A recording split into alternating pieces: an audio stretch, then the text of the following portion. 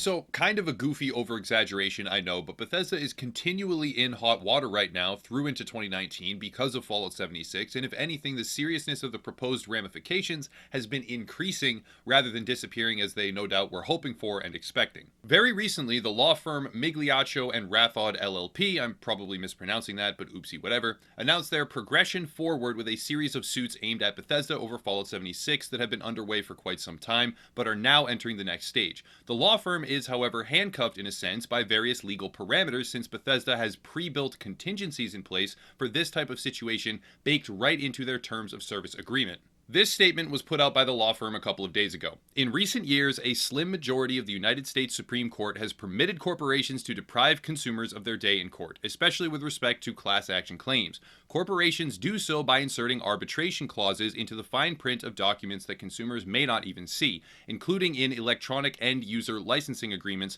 that are clicked through to use a cell phone, app, or even multiplayer video games. Last year, in Epic Systems Corporation v. Lewis, the justices found that a fine print arbitration agreement even trumped workers' right to bring a collective action lawsuit for fair wages in court. By preventing class actions, corporations can make it economically impossible for individuals to vindicate their rights for claims that concern only a relatively small amount of money. Migliaccio and Rathod LLP is fighting back. We call our latest effort Arbageddon. As background, Bethesda Game Studios released the video game Fallout 76 in November 2018, which it had marketed for months as a premium game that consumers had to pay premium price to play. Unfortunately, when the game was released, technical errors severely compromised playability, and the game was, at best, more akin to an early beta that no one would have paid full price for. Consumers demanded refunds in droves, but Bethesda refused. The consumers came to us. Bethesda probably thought it could refuse to refund its consumers because use of the multiplayer game requires players to click through an arbitration agreement. So most players, except for potentially those in California, cannot take the company to court in a class action. We are undeterred and prepared to pursue individual cases in arbitration along with a class action for California users if Bethesda does not make things right. We recently sent hundreds of individual demand letters to them. The photo above is the box full of demand letters that we sent. Under the terms of the arbitration clause, they now have 26 days to respond to try and resolve the claims informally. If they do not do so, we will pursue hundreds of arbitrations, and the full weight of Arbageddon will be upon them. It's pretty clear that there is a difficult road ahead for the case, but even despite the armor of a maliciously constructed click-through agreement, a veritable army of lawyers, and a great deal of money to back it all up, Bethesda is facing a more serious issue than most will realize. The terms of service and click agreements that appear, well, they appear everywhere nowadays, are often made to completely strip consumers of any possible option when it comes to fighting back against unsavory practices. In the vast majority of situations, should a consumer feel wronged or dissatisfied, a simple cost-benefit analysis takes place in their mind.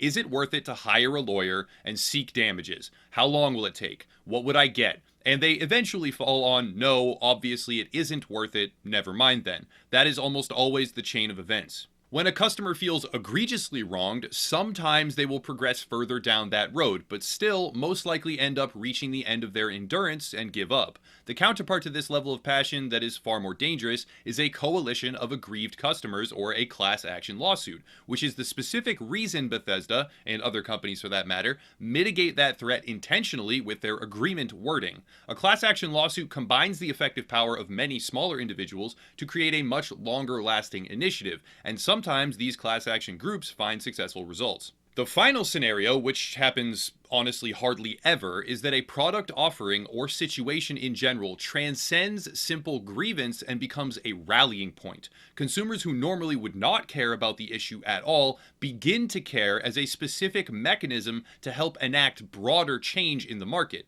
It is exceedingly rare in occurrence, but when it does happen can be extremely damaging for companies because the cost-benefit analysis in consumers' minds no longer takes place. Or alternatively, it does take place, but the aggrieved party is measuring the value of taking a stand rather than the literal cost of the goods in question. It's pretty clear that the majority of dissatisfied customers pushing forward with action against Bethesda over Fallout 76 are not doing so purely out of a dollars and cents desire to reclaim their $60 purchase. That drive has been left behind. They are now making a statement, and that is an infinitely more serious position for Bethesda. California may still allow for class action suits to be brought forward regardless of fine print agreements, but California is not such a large consumer base as to single-handedly damage Bethesda over a single game with a mere fraction of impacted buyers.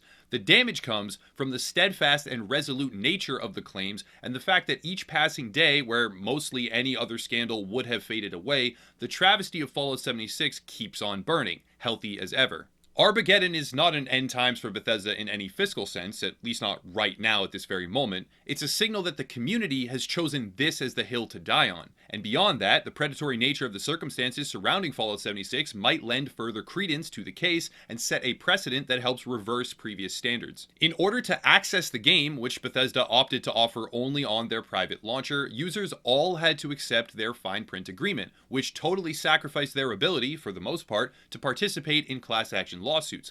Then, upon downloading the game files, they lost their eligibility for a refund. Combine these practices and you've created a zero accountability format for Bethesda, which may be clever, or devious, or profitable, but it is extremely unethical. Now consider the fact that many states and regions do not have identical buyer protection laws. European countries have stricter regulations on these practices than the United States, but individual states function with relative autonomy in this category. And when a group of disgruntled buyers actually make the leap and push through the many obstacles, it is not uncommon for courts to view these lightning rod cases in a vacuum and ignore certain previous standards. What it boils down to is accountability. Most fans still committed to pursuing legal action are not doing so purely for themselves or their initial funds. They are doing so to send a message and help enact change at a higher level for Bethesda. The gaming industry has become a tug of war. This is an attempt by players to impact the development landscape in a favorable way for themselves personally, for the most part, and it remains to be seen how much of an immediate impact it will have,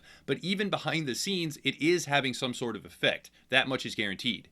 The scandal of Fallout 76 isn't going anywhere. Most expected it to be dead by now, but the game will go down in history as one of the worst decisions a large publisher has ever made.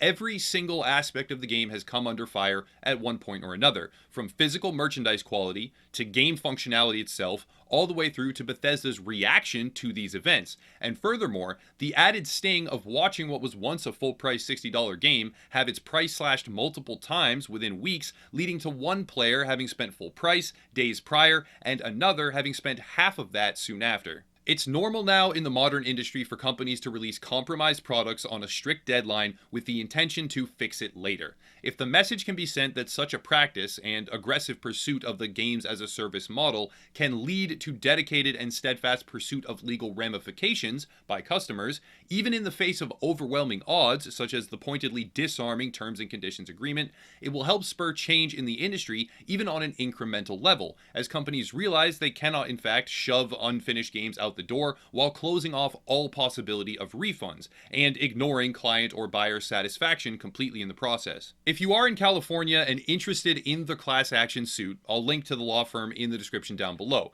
And overall, this really is just the starting point, because in the vast majority of cases like this, a legal inquiry does not even make it to the arbitration stage. The whole system is created to eliminate the option for small purchase customers to realistically seek compensation or damages. And over the coming months, we will get to see how it develops for both Bethesda and the impacted consumer parties. That's it though, not much else to say as it stands. Hopefully it spurs positive change and results in drastically improved industry consideration, but there's no stone cold guarantee on that one. If you want to support the channel, there are a bunch of links down below. We have merchandise, various communities, and more, but that's enough for today. As always, thank you all for watching, and have a nice night.